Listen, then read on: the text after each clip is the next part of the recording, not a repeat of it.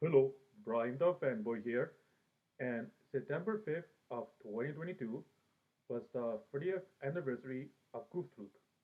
So, yes, it's been 30 years since Goof Troop first premiered on TV.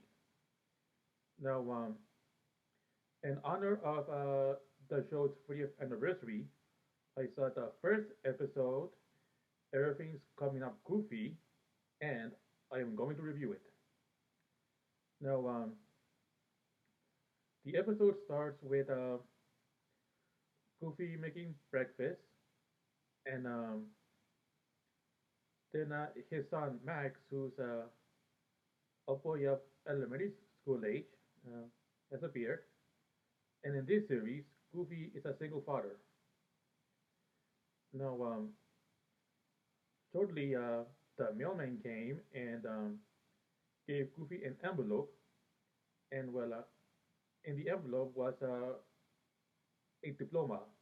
I forgot what it was for, but Goofy was excited and told Max that they can now move to Goofy's old hometown of Spoonerville.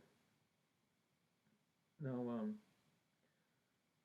at Spoonerville, we have Pete who's looking at this model for a fishing spot he's planning to make, and they went outside to check out everything is. And according to him, the, the only one thing that's in the way was this house. Of course, turns out that this was a house that his wife Peg was trying to sell, and she hasn't had any luck with it. And then, well, uh, they had a disagreement on uh, he, he said he needs the fishing area for relaxation or something. And then I think, he says it's his stress level. And then Pete and Beck made a deal that if Beck wasn't able to sell the house by 9 p.m., then Pete can have his fishing spot. Back at Goofy's home, both him and Max were packing and then drove away. And turns out this house that we thought we were supposed to live in wasn't a real house, but just a picture. Now, back at Spoonerville, well, Beck was trying to sell the house that Pete's trying to get rid of, and he has kind of a technology, a TV to spy on what's going on. And the potential customers, Pete pressed a button and came a spider, but then one of the customers liked spiders. Then he made a phone call to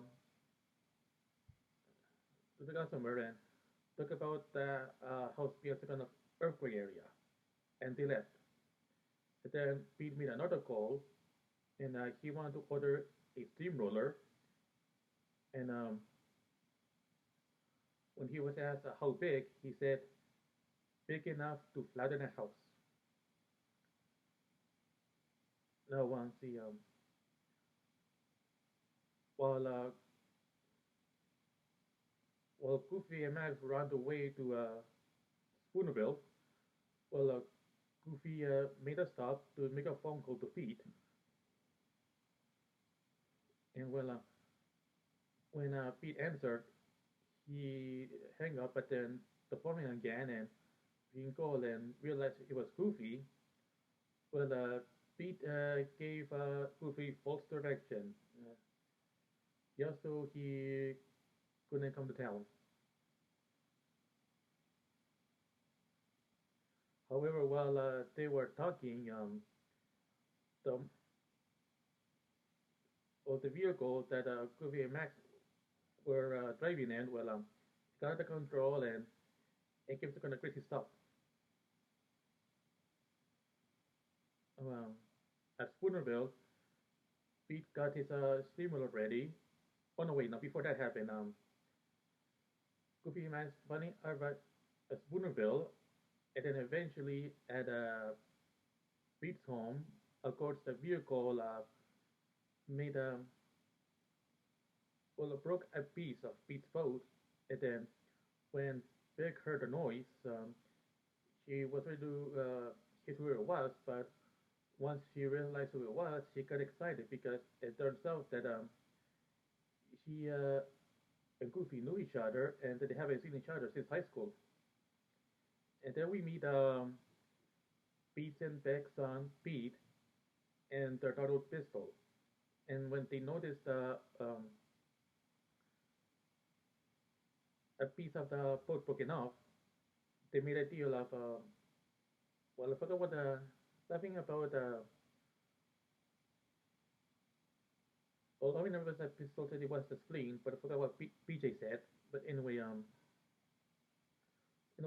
Pete finally got his steamroller ready and was home, and then he arrived at a home getting ready to flatten the house that Vic was trying to sell. However, once he noticed what happened to the boat, he started acting all crazy and yelled, and then PJ gave Pistol a quarter, saying that she was right, it was a spleen. And then, Peg came and Peg and Goofy came out of the house, and they saw Pete came home, and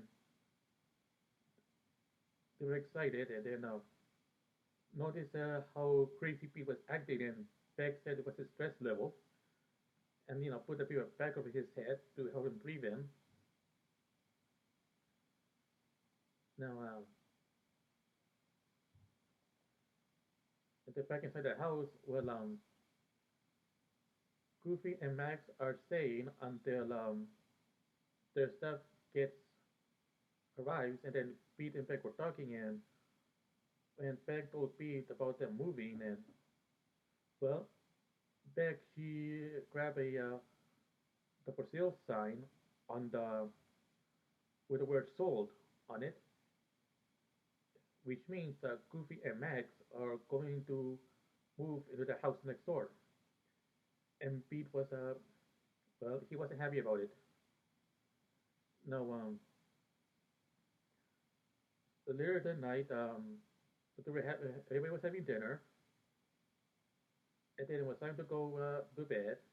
And Pete told PJ not to get too friendly with Max because he has goof germs, and talk about the kind of symptoms that someone with it would have. Mostly, acting like Goofy. But well, anyway, PJ invited Max to his room, and when he was going up the stairs, well, PJ was wearing a mask, because probably was his father's idea. But anyway, Max excited about all the stuff that PJ had. However, it turns out that PJ wasn't allowed to play with them because Pete told turns out that Pete told him to keep those items in mint conditions. Now later that night,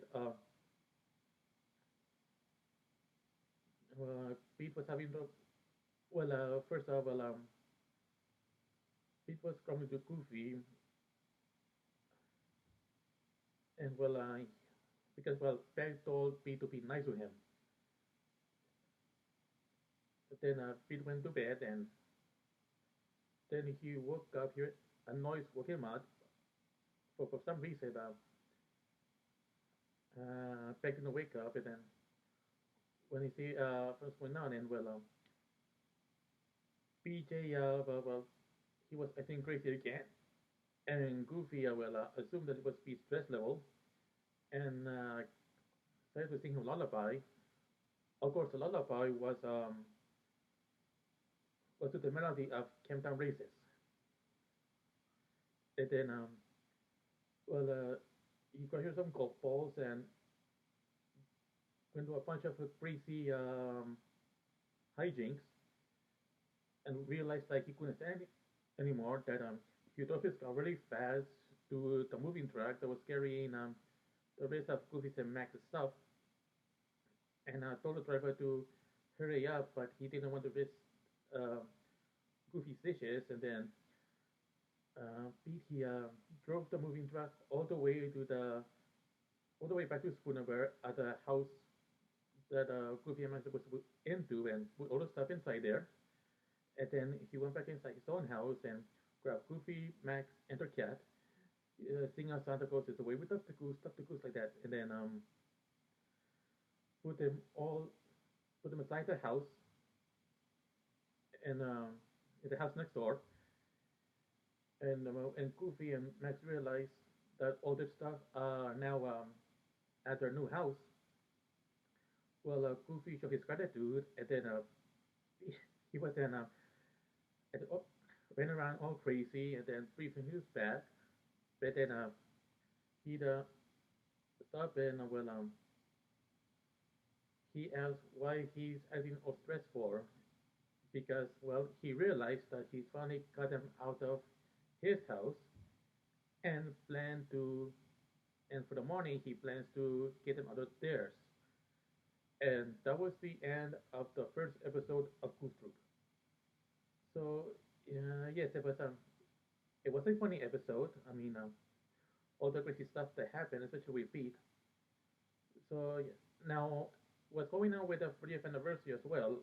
Well, there's kind of Goof Troop 40th anniversary pin by T23, and well, if you want to own one, you can look up the details online. You should find some information about it.